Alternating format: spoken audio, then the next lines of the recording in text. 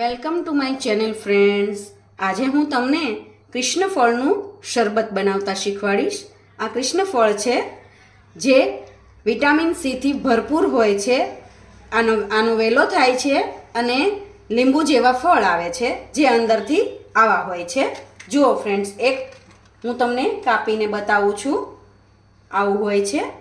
હવે શરબત આપણે લીંબુનું જેમ બનાવીએ એમ જ બનશે, પણ આની અંદરનો જે ભાગ છે એ આપણે ચમચી વડે કાઢી લઈશું.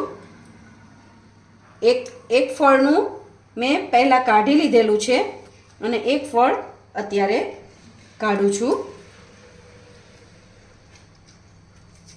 આ શરબત વિટામિન સીથી ભરપૂર હોય છે અને આપણા સ્વાસ્થ્ય માટે ખૂબ જ સારું હોય છે.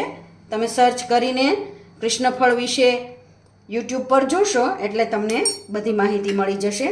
એના માટે જરૂરી ઇન્ગ્રીડિયન્ટ્સમાં છે સંચળ સ્વાદ અનુસાર, નમક સ્વાદ અનુસાર અને ખાંડ સ્વાદ અનુસાર. અને હવે જરૂરી પાણી આપણે એમાં